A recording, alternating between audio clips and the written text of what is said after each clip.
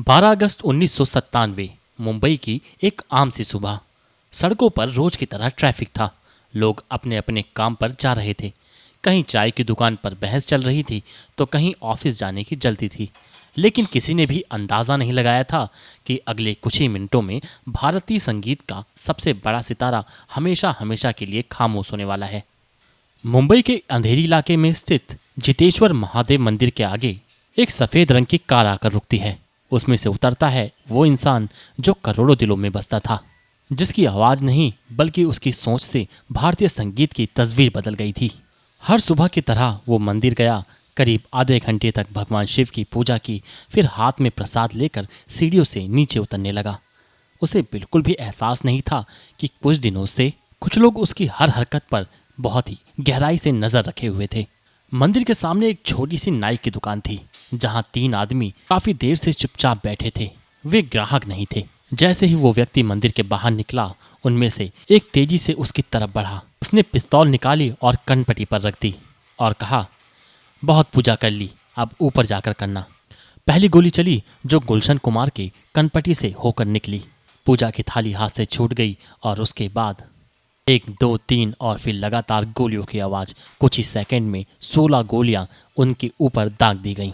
पूरा इलाका दहल उठा। लोग चीखने लगे और कुछ जान बचाकर इधर उधर भागने लगे। लोगों ने अपने घरों के दरवाजे तक बंद कर लिए और सड़क पर खून से लथपथ पड़ा रहा भारत की सबसे बड़ी म्यूजिक कंपनी के मालिक गुलशन कुमार, जिस इंसान ने भक्ति संगीत को घर घर पहुंचाया, जिसने लाखों युवाओं को मौका दिया, जिसने एक छोटे से कारोबार से अरबों की साम्राज्य को खड़ा कर दिया। आखिर उसकी हत्या क्यों?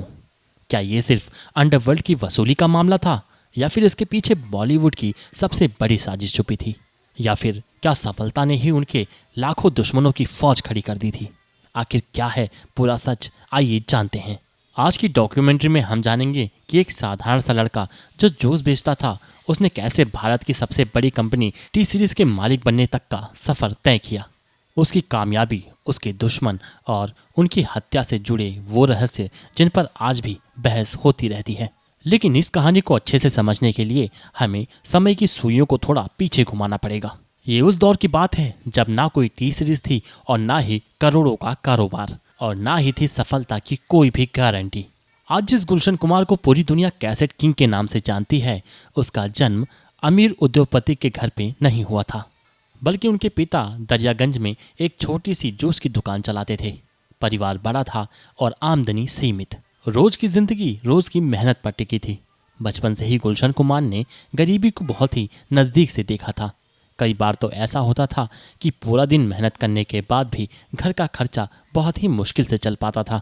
स्कूल की पढ़ाई के साथ साथ वे दुकान पर भी हाथ बटाते थे और हर सुबह दुकान खोलना, ग्राहकों को जूस देना, हिसाब किताब करना, ये सब रोजमर्रा की जिंदगी का एक हिस्सा था।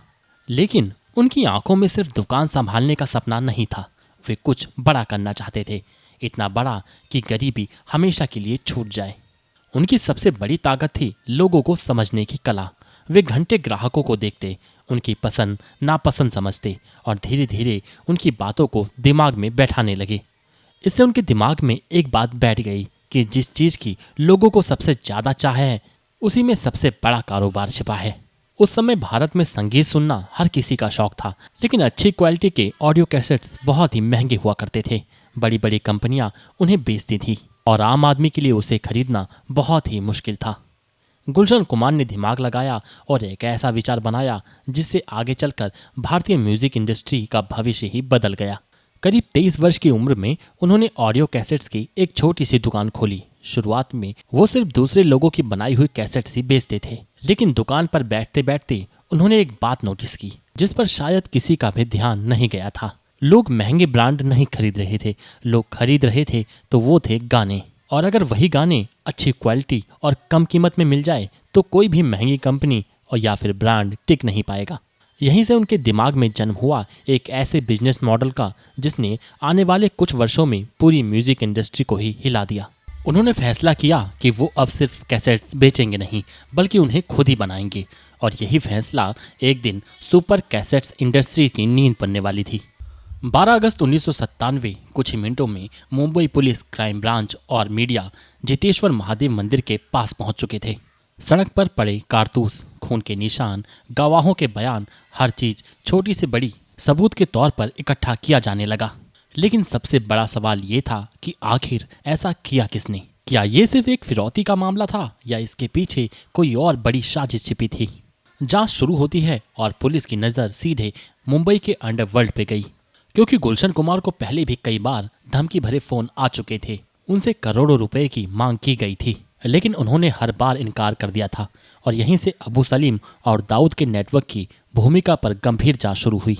पुलिस को कई सुराग मिले, जिससे ये आशंका और भी मजबूत हो गई कि हत्या में अंडरवर्ल्ड का ही हाथ है। लेकिन कुछ ही समय बाद इस मामले ने एक नया मोड़ लिया। जांच के दौरान मशहूर संगीतकार नदीम सैफी का नाम सामने आया। ये उसी मशहूर संगीतकार जोड़ी में से एक थे जिन्हें लोग नदीम श्रवण के नाम से जानते थे। हालांकि इन्हें मौका भी गुलशन कुमार जी ने ही दिया था, लेकिन उनके और गुलशन कुमार के बीच बढ़ते मतभेद, दोनों के रिश्ते जो कभी बेहद अच्छे माने जाते थे, अब पहले जैसे नहीं रहे थे। इसी वजह से उनसे पूछताछ की गई और उनका नाम भी इस केस में एक चर्चा का विषय बन गया। मीडिया में लगातार बहस होने लगी। हर अखबार, हर न्यूज चैनल पर सिर्फ एक ही मामले की बात हो रही थी, लेकिन आरोप लगाना और अदालतों में घोषित होना दोनों ही अलग अलग बातें हैं। इसी बीच नदीम भारत छोड़कर विदेश चले गए। उनका कहना था कि उनका इस हत्या से कोई भी लेना देना नहीं है। उन्होंने अपने कई इंटरव्यूज में अपने ऊपर लगे आरोपों को गलत बताया। मामला अदालतों तक पहुंचा और जांच एजेंसियों ने अपना काम किया, लेकिन समय बीतने के साथ कई कानूनी पहलुओं और उपलब्ध सबूतों के आधार पर हत्या की साजिश को लेकर लगाए आरोप अदालत में उसी रूप में सिद्ध नहीं हो सके। और यही कारण है कि आज भी लोगों के बीच इस मामले को लेकर अलग अलग राय देखने को मिलती है। जांच आगे बढ़ी, कई लोग गिरफ्तार किए गए, कुछ पर आरोप तय हुए तो कुछ के खिलाफ पर्याप्त सबूत नहीं मिले। समय के साथ इस केस में कई मोड़ आए, अंडरवर्ल्ड से जुड़े लोगों पर कार्रवाई हुई, लेकिन इस हत्या को लेकर आज भी कई सवाल हैं जिस पर बहस होती रहती है। गुलशन कुमार अब इस दुनिया से जा चुके थे, लेकिन उनका बनाया साम्राज्य अब अपनी नई परीक्षा से गुजर रहा था। कंपनी के सामने सबसे बड़ा सवाल था कि अब टी सीरीज कौन संभालेगा। उस समय उनके बेटे भूषण कुमार काफ़ी युवा थे। इतनी बड़ी कंपनी, हजारों कर्मचारी, सैकड़ों प्रोजेक्ट और चारों तरफ डर का माहौल। बहुत लोगों को लगा कि अब टी सीरीज ज़्यादा दिन नहीं टिक पाएगी, लेकिन कहानी यहीं खत्म नहीं हुई। भूषण कुमार ने अपने पिता की विरासत को संभालने का फैसला किया। उन्होंने सिर्फ कंपनी को ही नहीं बचाया, बल्कि उसे एक नई ऊंचाई तक पहुंचा दिया। समय बदला, कैसेट्स की जगह सीडी आई, फिर MP3, फिर इंटरनेट और फिर यूट्यूब। जहां कई पुरानी कंपनियां समय के साथ पीछे छूट गई, तो वहीं टी सीरीज ने खुद को हर दौर के अनुसार बदल लिया। डिजिटल प्लेटफॉर्म पर उन्होंने सबसे पहले अपनी मजबूत पहचान बनाई और फिर दुनिया ने वो भी देखा जिसकी किसी ने भी कल्पना नहीं की थी। जिस कंपनी की शुरुआत दिल्ली की एक छोटी सी दुकान से हुई थी, वही कंपनी दुनिया का सबसे बड़ा यूट्यूब चैनल बन गई। अरबों व्यूज, सैकड़ों मिलियन सब्सक्राइबर और दुनिया भर में पहचान। ये सिर्फ बिजनेस की सफलता ही नहीं थी, ये एक सपने की जीत थी। एक ऐसे इंसान के सपने की जो कभी अपने माता पिता के साथ जूस की दुकान पर खड़ा होता था। इतनी सफलता, इतनी शोहरत और इतना सम्मान, लेकिन फिर भी एक मंदिर के सामने दिन दिहाड़े 16 गोलियां। क्या सिर्फ रंगदारी ना देने की वजह से इतना बड़ा फैसला लिया गया? क्या इसके पीछे सिर्फ अंडरवर्ल्ड था, या कहानी के कुछ ऐसे राज भी हैं जो शायद हमेशा एक राज ही रहेंगे? इन सवालों के जवाब तो पूरी तरह कभी सामने नहीं आए, लेकिन इतना तय है कि गुलशन कुमार ने भारतीय संगीत को हमेशा के लिए बदल दिया।